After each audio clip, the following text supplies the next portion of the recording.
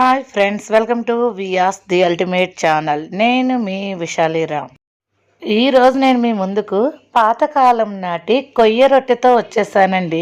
ఇది మా చిన్నప్పుడు మా నానమ్మ మాకు చేసి పెట్టేది. దీని టేస్ట్ చాలా బాగుంటుందండి. దీన్ని మీరు కూడా ఒకసారి ట్రై చేయండి. ఫస్ట్ ఒక బౌల్ తీసుకోవాలండి. ఇప్పుడు ఇందులో గ్లాసున్నర బియ్యం రవ్వని తీసుకోవాలి. బియ్యం రవ్వని ఇంత సన్నగా ఆడించుకోవాలి. ఇప్పుడు ఇందులో సరిపడా ఉప్పును వేసుకోవాలి. ఇప్పుడు ఒక గ్లాసు వాటర్ని వేసుకొని ఉండలు లేకుండా నూకంతా బాగా మిక్స్ చేసుకోవాలి. ఇప్పుడు ఈ బియ్యం నూకని ఒక గంట సేపు నానబెట్టుకోవాలి. ఇప్పుడు ఒక పావు కప్పు పచ్చిశనగపప్పుని తీసుకుని వాటర్ వేసుకుని ఒక గంట సేపు నానబెట్టుకోవాలి. ఒక గ్లాసు పొట్టు మినపప్పుని నానబెట్టుకుని ఇలా మెత్తగా గ్రైండ్ చేసుకోవాలి. ఇప్పుడు ముందుగా నానబెట్టుకున్న బియ్యం నూకలో ఈ మెత్తగా రుబ్బుకున్న మినప్పిండిని వేసుకుని బాగా మిక్స్ చేసుకోవాలి. పిండిని ఇలా బాగా మిక్స్ చేసుకుని 10 నిమిషాలు పక్కన పెట్టుకోవాలి. పచ్చిశనగపప్పు కూడా బాగా నానిందండి. ఇప్పుడు ఇందులోని వాటర్ తీసి పక్కన పెట్టుకోవాలి. 10 నిమిషాల తర్వాత ఈ పిండిలో నానబెట్టుకున్న పచ్చిశనగపప్పు, 2 స్పూన్లు పచ్చి కొబ్బరి తురుము, ఒక ఉల్లిపాయని కట్ చేసి వేసుకోవాలి. ఒక పచ్చిమిర్చిని కట్ చేసి వేసుకోవాలి.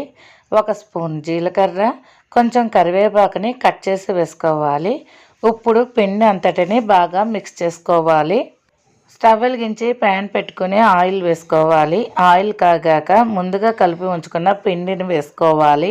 ఈ రొట్టెని స్టవ్ మీద పెట్టి కాల్చుకునే కన్నా పొయ్యి మీద పెట్టి కాల్చుకుంటే టేస్ట్ చాలా బాగుంటుందండి. మాకైతే మా నాన్నమ్మ పొయ్యి మీద కాల్చే పెట్టేదండి. ఇప్పుడు స్టవ్ని చిన్న మంట పెట్టుకుని మూత పెట్టుకుని 1 సైడ్ కాల్చుకోవాలి. 1 సైడ్ కాలాక రొట్టెని ఇలా తిరగవేసుకోవాలండి. నేను ఫోన్లో వీడియో స్టార్ట్ చేశాను అనుకుని రొట్టెని తిరగవేసేసాను. తీరా చూస్తే నేను వీడియోని స్టార్ట్ చేయలేదండి, అందుకని ఆ క్లిప్పింగ్ మిస్ అయ్యింది. ఇలా 1 సైడ్ రొట్టె కాలాక తిరగవేసుకుని చిన్న మంట మీద ఇటు సైడ్ కూడా రొట్టెని కాల్చుకోవాలండి. ఇటు సైడ్ కూడా రొట్టె బాగా కాలిందండి. ఇప్పుడు స్టవ్ ఆఫ్ చేసుకుని వీటిని ముక్కలుగా కట్ చేసుకుని ప్లేట్లో సర్వ్ చేసుకోవడం. ఓకే ఫ్రెండ్స్, పాతకాలం నాటి కొయ్య రొట్టె రెడీ అయిపోయిందండి. చూసారా ఎంత సింపుల్ గా చేసేసుకున్నామో. ఈ రొట్టెని మనం ఏ చట్నీ లేకుండా తిన్నా కూడా టేస్ట్ చాలా బాగుంటుందండి. దీన్ని మీరు కూడా ఒకసారి ట్రై చేయండి.